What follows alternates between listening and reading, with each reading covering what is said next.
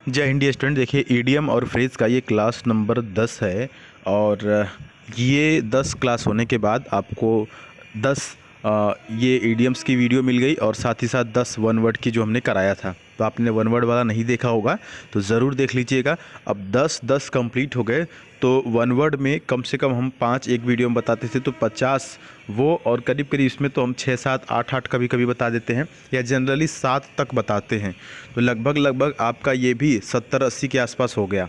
तो कुल मिलाकर 50, मैं 50 भी अगर मानता हूँ तो आपके पास जो याद होने की कैपेसिटी है, मैं बता रहा हूँ, ये नहीं कि बस आपने लिखा है या वीडियो देखा है, नहीं, जो याद होने की मैं कैपेसिटी बता रहा हूँ वो ये है कि 50 वन वर्ड आपको याद हो गए और 50 ईडीएम याद हो गए एटलीस्ट। ठीक है, और ऐसे ही आप सफ़र जारी रखेंगे और जुड़े रहेंगे तो धीरे धीरे हम आपको 2-250 याद करवा देंगे। और बस वही 2-250 जो रिपीटेड होते हैं आप इनको याद कर लेंगे। एग्ज़ाम में फंसने की 99.9% चांसेस हैं, क्योंकि मैं जितनी दिनों से पढ़ा रहा हूँ, लगभग 5वां साल है पढ़ाते पढ़ाते एयरफोर्स नेवी एनडीए को। तो अब लगातार यही चीज़ें रिपीट होती रहती हैं, हर साल की यही बात है, ठीक ना। और जो एक्स्ट्रा भी कभी कभार आ जाते हैं तो मैं आपको एक्स्ट्रा भी करके पढ़ाऊंगा, है ना। चलिए पहले आते हैं यहाँ पर, देखते हैं आज का जो ईडियम्स है। As dropped as a brush, मतलब कि देखिए डाफ्ट का मतलब होता है, क्या होता है डाफ्ट का मतलब मंद बुद्धि या मूर्ख, है ना। तो ऐसा मूर्ख जैसा। ब्रश का मतलब क्या होता है, लोमड़ी, लोमड़ी की पूंछ को बोलते हैं, ठीक ना। तो यहाँ पर क्या हो जाएगा, ऑप्शन नंबर ए हो जाएगा एक्सट्रीमली सिली। सिली का मतलब क्या होता है, मूर्ख। एक्सट्रीमली सिली मतलब अति मूर्ख। एक्सट्रीमली सिली का मतलब अति मूर्ख।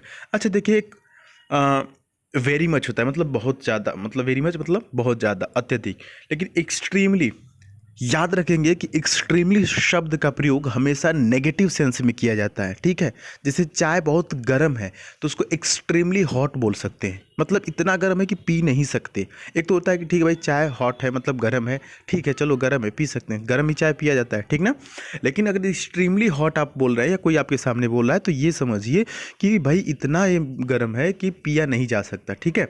और इसी को रिप्लेस करने के लिए टू भी बोलते हैं, टू ए डबल ओ वाला टू, ठीक है।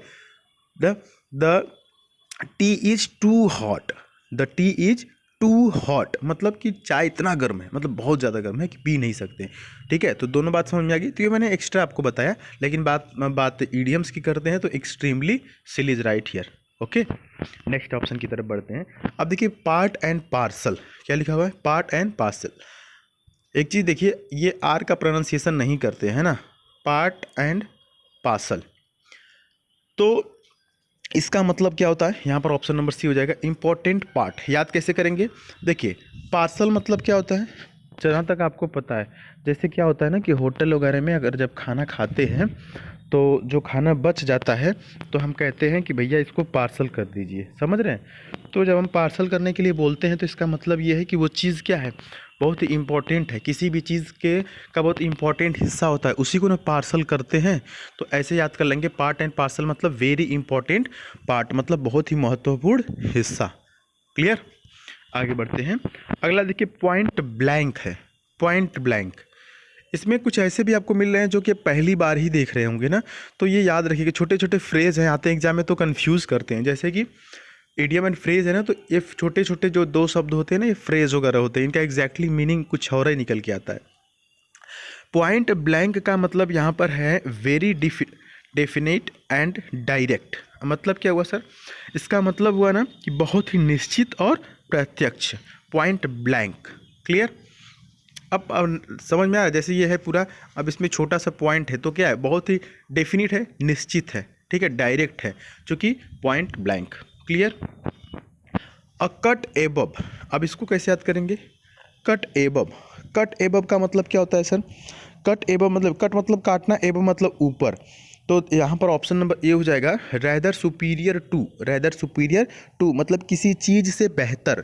सुपीरियर का मतलब क्या होता है, बेहतर, किसी चीज़ से बेहतर। जैसे एबव मतलब ऊपर, मान लेते हैं कि कोई भी ऐसे गड़बड़ चीज़ है, उसका ऊपर का हिस्सा काट दिए तो क्या हो गया, हमने उसको काट छाट के क्या किया, सुपीरियर बना दिया, किसी चीज़ से सुपीरियर। जैसे आप बाल कटवाने जाते हैं तो जैसा आपका बाल रहता है बड़ा बड़ा, उलझा हुआ, तो जब वो काटता है, नाई उसको काट देता है, तो क्या करता है, ऊपर का काट करके सुपीरियर बना देता है आपको। मतलब पहले से आप क्या होते हैं, सुपीरियर हो जाते हैं, मतलब किसी चीज़ से बेहतर, मतलब पहले से बेहतर बन जाते हैं। क्लियर।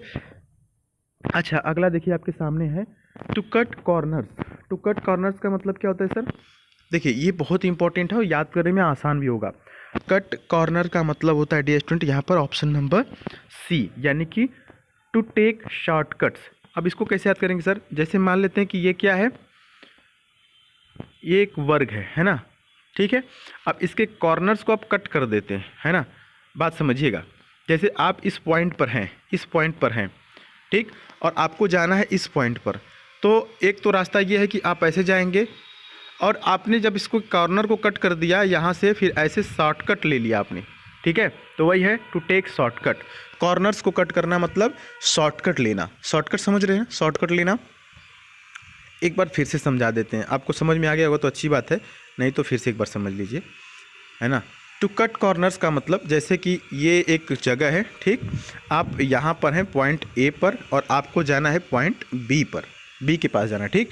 यहाँ से आप चलेंगे, जो एक्चुअल रास्ता है वो ये है, इधर आएंगे, फिर यहाँ से घूम के यहाँ जाएंगे, फिर यहाँ आएंगे। लेकिन आपने क्या किया कि इन कॉर्नर्स को कट कर दिया, मतलब इन कॉर्नर को वहाँ जाने के बजाय आप यहीं से घूम गए, और इस कॉर्नर को भी छोड़ के यहाँ से, तो ये जल्दी पहुँच जाएंगे ना। मतलब क्या होता है, शॉर्टकट लेना। क्लियर। चलिए, इतना सिंपल बता रहे हैं आपको मैप बना के कि आपको इजीली समझ में आ जाना चाहिए। अगला है take something with a pinch of salt. अब सर पिंच ऑफ सॉल्ट का मतलब क्या होता है? देखिए, सॉल्ट मतलब तो आपको पता है कि नमक होता है, और पिंच मतलब चुटकी, चुटकी, ठीक ना। चुटकी भर सिंदूर की कीमत तुम क्या जानो रमेश बाबू, डायलॉग सुना होगा आपने ना। तो ये बताइए कि पिंच मतलब क्या होता है? चुटकी। क्लियर।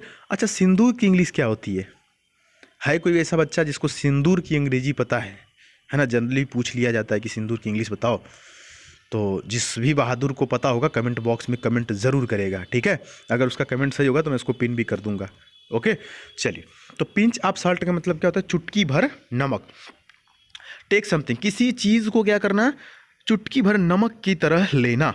किसी भी चीज़ को चुटकी भर नमक की तरह लेना। अब चुटकी भर नमक की कीमत क्या है ना, चुटकी भर नमक, समझ रहे हैं। तो वही चीज़ है यहाँ पर, ऑप्शन नंबर क्या हो जाएगा? ए से होगा। Believing something with a doubt, मतलब किसी चीज़ पर विश्वास करना, लेकिन कैसे? संदेह के साथ विश्वास करना।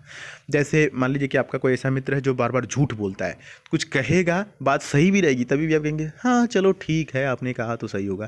क्लियर। तो उसी तरह क्या है, believing something with a doubt, किसी भी चीज़ को कैसे करना? संदेह के साथ लेना। Take something with a pinch of salt, किसी भी चीज़ की क्या करना? संदेह के साथ किसी चीज़ को लेना, किसी चीज़ पर विश्वास करना। बात समझ में आ गई होगी। देखिए, चुटकी भर नमक का क्या मतलब है? तो संदेह के साथ किसी चीज़ को लेना। अच्छा, लास्ट वाला देखिएगा, टर्न्ड अ डीफ ईयर। शायद इसको हम बताए भी हैं, नहीं भी बताए तो ठीक है, सुन लीजिए एक बार। टर्न अ डीफ ईयर का मतलब क्या होता है? मान लेते हैं कि ये आपका कान है, ठीक ना। कला मुझको उतना अच्छा नहीं बनाने आता है समझने के लिए। मान लेते हैं कि ये आपका कान है, ठीक। तो डीफ मतलब बहरा कर देना, कान को बहरा कर दिए, आप सुन नहीं रहे हैं। कोई व्यक्ति या कोई दोस्त मित्र आपका, माता पिता बुलाते हैं, तो आपने क्या किया? टर्न अ डीफ ईयर, अपने कान को इधर घुमा लिया है। होता है ना, जैसे छोटे बच्चों से माँ बाप जो पानी मांगते हैं, बेटा एक गिलास पानी लाना, उधर मुड़ी करेगा और निकल लेगा, हाँ ठीक है आते हैं, जाओ ले लो, ऐसे बोलते हैं ना। तो क्या किया उसने? इग्नोर कर दिया। क्या कर दिया? डिड नॉट पे एनी अटेंशन। उसने क्या किया? कोई भी ध्यान नहीं दिया, किसी भी प्रकार का उसने ध्यान नहीं दिया। तो यहाँ पर ऑप्शन नंबर डी सही होगा। डिड नॉट पे एनी अटेंशन, कोई भी ध्यान न देना, या टू बी इग्नोर्ड भी करके ऑप्शन में देता है, मतलब कि इग्नोर कर देना। समझ में आ रही बात? तो ये ज़्यादातर बच्चे करते हैं, लेकिन ऐसा नहीं करना चाहिए, है ना। माँ बाप की सेवा करनी चाहिए। अगर वो एक गिलास पानी दें तो उनको दीजिए, एक गिलास अगर पानी मांगे वो तो उनको दीजिए, और उसके बाद ये भी पूछिए कि और लाएं, है ना। बस इतना ही उम्मीद करते हैं आपके माँ बाप से, ठीक है। तो उनकी सेवा सदैव करिए। बाकी अपने कर्मों पर विश्वास रखिए, कॉन्फिडेंस रखिए, एक दिन सफलता ज़रूर मिलेगी। आज के लिए इतना ही, और उम्मीद है कि आपको इस सातों के सातों समझ में आ गए होंगे। कोई भी डाउट होगा तो कमेंट बॉक्स में पूछ लीजिएगा, और चैनल पर नए तो सब्सक्राइब ज़रूर कर लीजिए। बाकी टेलीग्राम से भी जुड़ जाइएगा। चलिए मिलते हैं फिर अगली वीडियो में। तब तक के लिए जय हिंद, वंदे मातरम। और एक चीज़ देखिए, ठंड बहुत ज़्यादा है तो ज़्यादा बाहर घूमने के चक्कर में मत पड़िए। नया साल भी आपने मना लिया, पुराना साल भी आपका बीत गया। अब पढ़ाई पे ध्यान दिया जाए, क्योंकि कुछ ही दिनों बाद आपका फॉर्म वगैरह आएगा, वैकेंसीज आएंगी और उसके बाद क्या होगा, आपका एग्ज़ाम होगा।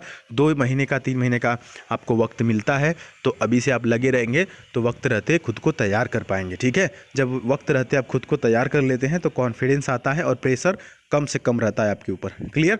उम्मीद है कि मेरी बातों को आपने समझा होगा। मिलते हैं फिर अगली वीडियो में, तब तक के लिए जय हिंद, वंदे मातरम।